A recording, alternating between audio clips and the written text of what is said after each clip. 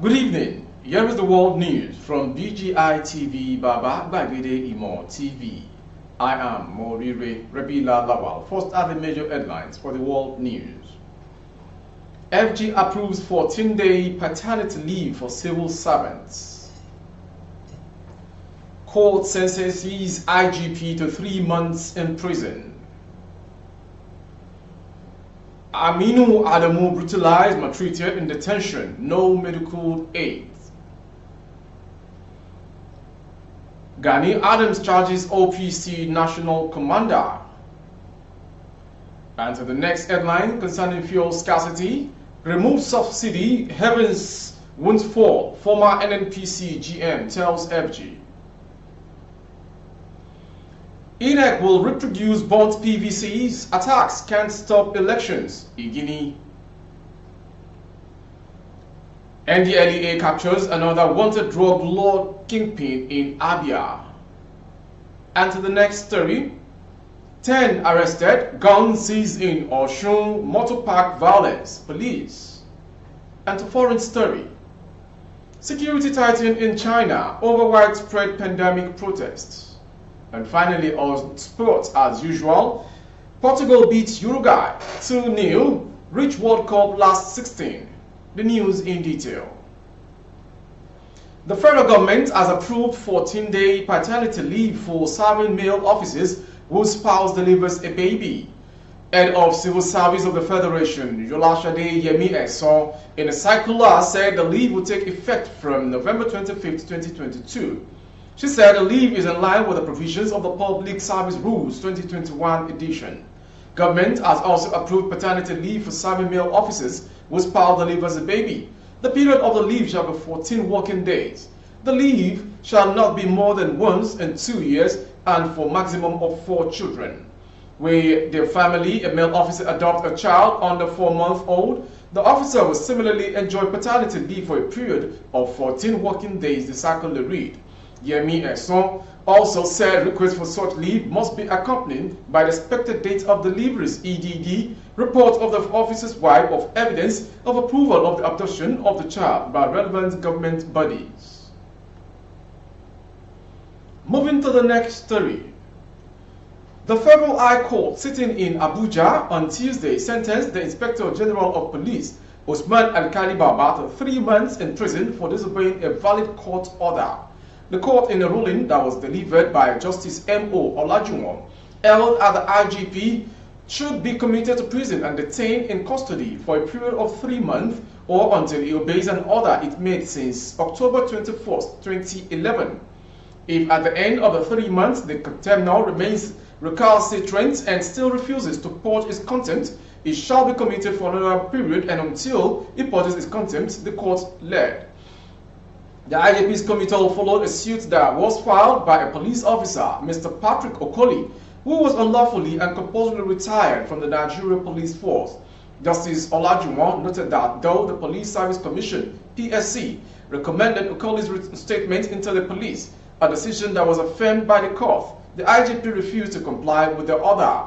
The court had also ordered the payment of 10 million naira to the applicant, being special and general damages for the unlawful, illegal, and unconstitutional denial of his rights and privileges as a senior officer of the Nigerian Police Force from 1993 till date. And to the next story. The National Association of Nigerian Students, NANS, has raised an alarm over the alleged torture of Dat Aminu Adamu Mohammed, a student of the Federal University Dutse Jigawa, who was arrested and detained by the Nigerian Police Force. Aminu, who has allegedly sustained injuries from the said torture, was reportedly arrested and detained on instruction of the First Lady of Nigeria, Aisha Buhari, over a Twitter post accusing the wife of the president of feeding fat on poor people's money. The arrest and detention of the undergraduate is currently generating reactions and controversies in the media space. NANS, in a statement issued by its president, Usman Umar Barambu, said despite sustaining injuries, Aminu has no access to proper medical attention where he is being detained at the Wuse Zone 2, Federal Capital Territory, Abuja. He said Aminu Adamu Mohammed has sustained various injuries and has not accessed any proper medical attention. Hence, we call on the police as a matter of national interest and urgency. Release Aminu unconditionally or be prepared to face Nigerian students. Aminu was taken straight to the presidential villa and he was allegedly brutalized, beaten, maltreated and humiliated by the police on the orders of Ajia Aisha Buhari, after which he was unlawfully detained in a police facility at Wuse Zone 2 days. Moving to the next story. Area of Kakarfo of Yoruba land, Ibagani Adam, has charged the Odua People's Congress OPC, newly decorated national commander of the Marshal Department, Chief Babatunde Joseph, to live up to expectations in the discharge of his duties. The Yoruba Generalissimo stated these recently in Lagos at the official decoration of the national commander of the Marshal Department. Iba Adams, who is also the national coordinator of the OPC, restated the need to inject new officials into the security architecture of the group, saying OPC has been rebranded into a group that has a national appeal and outlook. He added that the people of the Southwest look up to the group during critical periods. We have improved on our structure and activities in all areas. That has made the OPC a group with national outlook. Therefore, you must make sure you live up to expectations as the national commander of the Marshal Department. The official declaration today is a call to duty, and I'm sure with your experiences over the years, you will be a good ambassador of the group, the Yoruba Generalissimo said.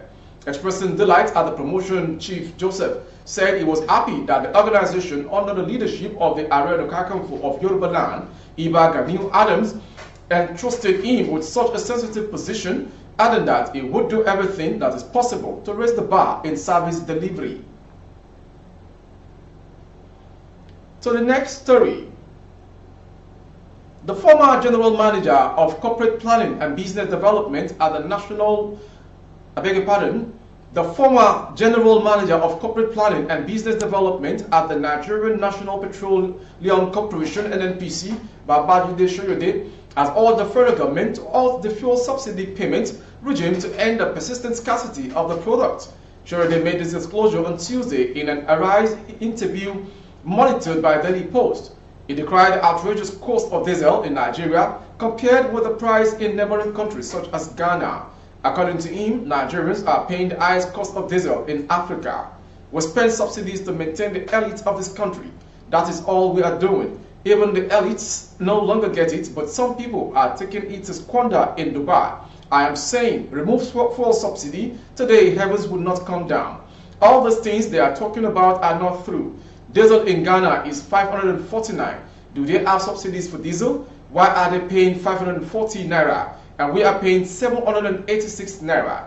We are importing the product from the same market. I'm not blaming IPMAN or NNPC if the government has screwed up the market by maintaining subsidies. You cannot quote me. The fuel scarcity situation will continue after December, he stated. Nigerians continue to grapple with attendant applications as fuel queues resurfaced in Abuja, Lagos, Cross River, Akwa Ibom, and other major cities in the country. Moving on to the next story. A former Akwa Ibom State Resident Electoral Commission rec for the Independent National Electoral Commission (INEC), Mike Igini, says attacks on the offices of the electoral umpire are attacks on democracy, but non-state actors can stop the conduct of the 2023 general elections. I am very concerned about the attacks on INEC offices across the country, particularly in the areas that have been identified, Igini said on Channels Television Sunrise Daily.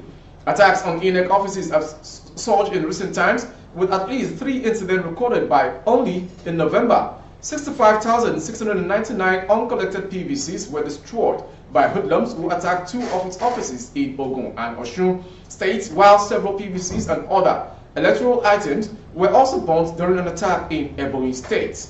However, Igini said INEC has the information of all PVCs at state and national offices, and it won't take 8 days to reproduce them.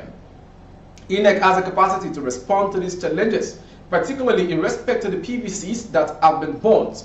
INEC has the number of all the PVCs. It is a matter of days. INEC will produce those PVCs, he said. He urged Nigerians not to be discouraged, but to ensure that they get their PVCs and exercise their franchise in the next general election come next year. Moving on to the next story as regards drug. One of two brothers who serve as major sources of illicit drug supplies in southeast and south-south part of the country, Onyegalachi Stephen Nwagogo, has been arrested by operatives of the National Drug Law Enforcement Agency, NDLEA, after 9 years of being on its trail. The elder brother, Eze Caleb Stephen, who is also wanted, not only escaped during the overnight operation carried out simultaneously in the two locations, Umahia and Intiga Okwola community in Isiala, Ungwa, North LGA, Abia State. Investigation shows the notorious brothers began a career in the illicit drug business since the late 90s, when they started as pocket dealers before the late established smoking joint bunks in the community, Intiga Okwala, and subsequently grew to become barons, owning hotels, houses in the choicest areas of Abia, Rivers, and Imo's with exotic cars in their homes.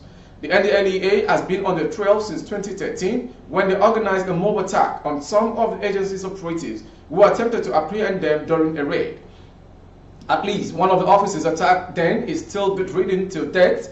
The two drug lords equally own armed militias guarding their house and drug stores, where they deal in assorted illicit substances like cocaine, heroin, methamphetamine, umpurumiri, loud, Arizona, and all sorts. Fresh bid to bring the dough to book and end their criminal trade was launched 4 months ago, leading to a simultaneous raid operation on the locations on Saturday, 26 November 2022.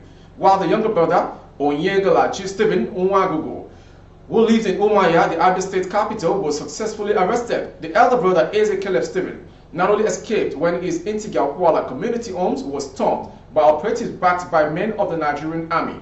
In the course of the operation, one of their military men, Eberechi Kingsley Monday, was also arrested. And to the next story in southwest Nigeria. The police command in Osun says it has arrested 10 people over the attack in motor parks as opposing NURT members engaged in a supremacy battle to control the parks. Its spokesman, Yemisi Okpalola, revealed in a statement that 5 guns, live ammunition 9, and 4 expanded cartridges and 5 cutlasses were seized from the suspect. This is to inform the general public that the Osun State Police Command is aware and frowns at the crisis that erupted within the National Union of Road Transport Workers, NURTW, and the states in the early hours of today, Monday, which was yesterday's statement said. The police commissioner, the area commanders, divisional police officers, and other stakeholders had met with the NURTW executives and members to avert the crisis and forceful takeover of parks, according to the statement. All concerted to maintain peace, but it was a surprise to learn about the attacks by the NURTW members in several parts of the state, with attendant destruction of offices and injury to some persons and police personnel, the command disclosed. Moving to the next story coming from the foreign scene. The authorities in China are seeking to end protests against COVID-19 restrictions that spread to some of its biggest cities over the weekend. Police are out in force and it's unclear whether further protests will take place on Monday, yesterday evening. Several people were detained in Shanghai area at a site that saw protests on 2 consecutive nights and police erected barriers. Large crowds took to the streets, Beijing, Shanghai, and elsewhere at the weekend to protest against the China's zero COVID policy, which features mass testing and snap lockdowns. Before we go on the world news, here comes a sports story. Portugal booked their place in the World Cup last 16 on Monday night as Bruno Fernandes' second half double secured a 2-0 win over Uruguay. The deadlock was broken in the 54th minute when Fernandes' cross was missed by Cristiano Ronaldo and flew straight into the net.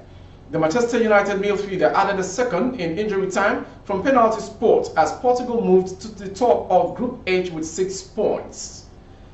That ends the world news from BGI TV this hour. Before we go, some major headlines. FG approves 14-day paternity leave for civil servants. We also brought to you court sentences IGP to 3 months in prison. Aisha Buhari, Aminu Adamu brutalized, maltreated in detention, no medical attention. We also brought to you Live up to expectations, Gani Adams charges OPC National Commander on Mashar.